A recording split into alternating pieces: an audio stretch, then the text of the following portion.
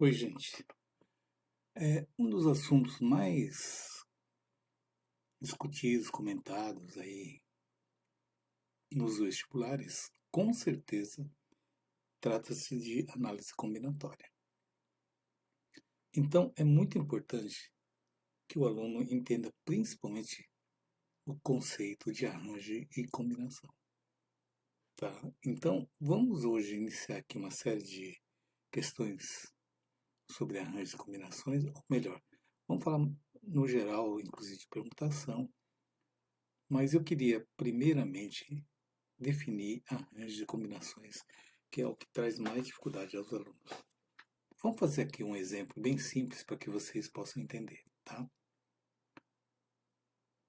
Por exemplo, eu tenho aqui um conjunto de números aqui, 1, 2, 3, 4 e 5, tá? Eu tenho esses 5 números disponíveis. Eu pergunto, se eu quiser fazer com esses 5 números disponíveis um algarismo de 2 dígitos, por exemplo, tá? 2 dígitos. De quantas maneiras diferentes eu posso fazer? Bom, eu poderia pegar aqui 1, 2, 1, 3, enfim. Na tentativa, quando é pouca coisa aqui, eu consigo calcular. Mas se eu tiver um número maior, né, de números disponíveis, com certeza a coisa ia complicar muito. Então, nesse caso, eu uso qual forma? Arranjo ou combinação? Alguém lembra da formulinha?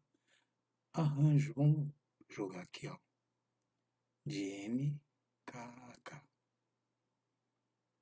A formulinha era N fatorial sobre N menos K fatorial. E qual que era da combinação? Combinação de N, K, K é a mesma coisa que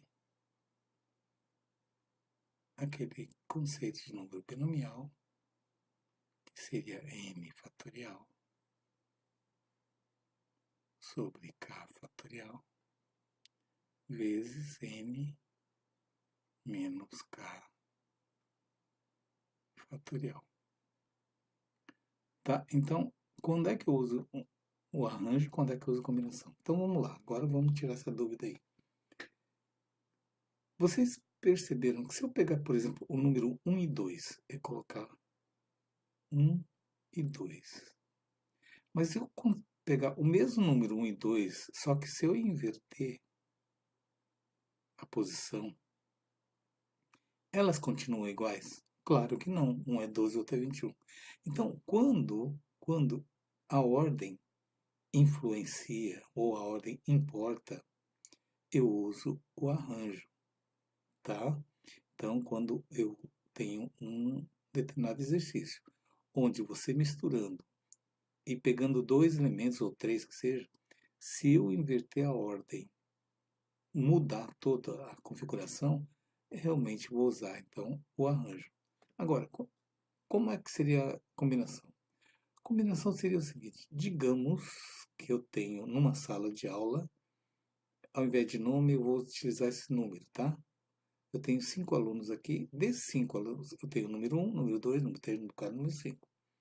E eu quero formar um grupo de 3 alunos, por exemplo. 3 alunos. Então eu peguei lá um primeiro sorteio, os números 1, 2 e 3, por exemplo.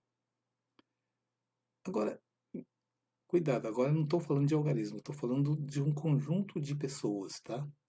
Vamos faz de conta um grupo de trabalho. Então, se eu escolhi os alunos 1, 2 e 3, ou tivesse escolhido os alunos 3, 2 e 1, seria diferente um grupo do outro? Claro que não, né? Porque são as mesmas pessoas. Então, quando você altera a ordem e ela não muda o sentido, eu uso a combinação. Entenderam, gente? Tá? Então vamos fazer agora um exercício para vocês fixarem melhor esse conceito, tá? Vamos lá. Muito bem, gente. Então, vamos a esse exercício aqui que diz o seguinte: quantos números de 3 algarismos distintos podemos formar com o elemento conjunto 1, 2, 3, 4, 5, 6? Bom, como eu disse na teoria, vocês já viram que é um problema de arranjo, né? Porque se eu inverter a ordem, muda todo o sentido. Mas eu queria aqui destacar que essa palavra aqui agora, gente. Distintos. Isso daqui significa... O que significa algarismos distintos? Que não tem repetição de números. Vocês concordam que poderia ser, por exemplo, 111? Mas aí já não seria distintos, porque eu estaria usando o 1 3 vezes. Tá certo? Então, quando se fala distintos, eu vou usar isoladamente cada um desses números apenas. Ok? Então, não vai ter repetição de números. Bom, nesse caso aqui, como eu já disse, nós vamos utilizar arranjo. Arranjo de quantos números eu tenho ao todo? 6 números. Eu quero formar grupo de quanto? De 3 algarismos. Então, arranjo de 6, 3 a 3. Então, a formulinha que era n fatorial, que é o 6 nesse caso, não é isso? Sobre 6 menos 3 fatorial. Formulinha, tá? Do arranjo.